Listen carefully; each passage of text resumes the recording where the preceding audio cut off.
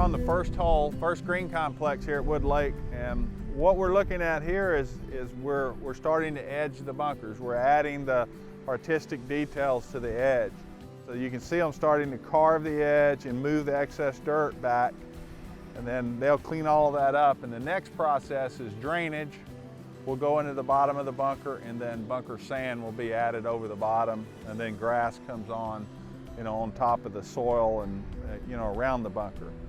This is a little unique that the golf course had been closed for 5 years, and there were trees and things starting to grow in these bunkers. So we've come in and hand cleared, and so the first process is to clean off the debris, the overgrowth, get rid of the weeds, get rid of the old trees, and get back down to the native soils. We've got 2 native grasses in this bunker that are desirable that we want to keep, and they add a rustic feel to the golf course, and they're very common in the Pinehurst area. And this one with the tall seed heads is broom sedge, and the other one you'll see some little finer tufts.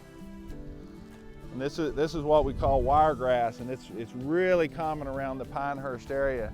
And some of the things that we discovered when we were clearing this bunker back out, some of this moss that's growing on some of the shadier north-facing slopes.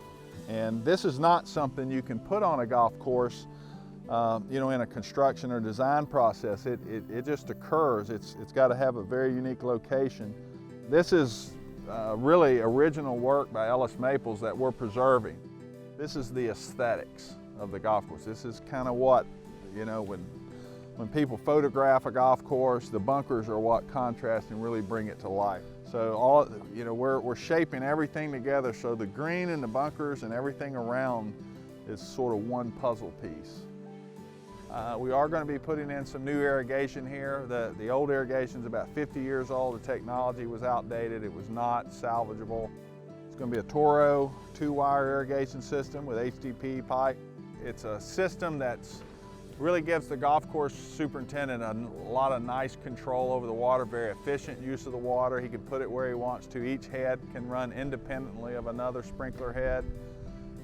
So that's a major upgrade to the golf course. It's going to allow us to really develop the turf and do all the things we need to have good, clean, uniform turf on the golf course. The last piece of the puzzle will be planting the greens.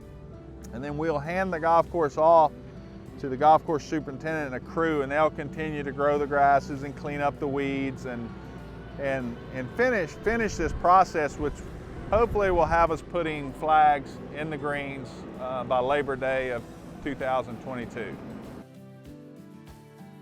The architectural quality of this golf course is really unsurpassed in this state. I mean, the landforms and the uneven lies and flowing up and over hills and down through valleys, and just the variety of the golf holes is incredible.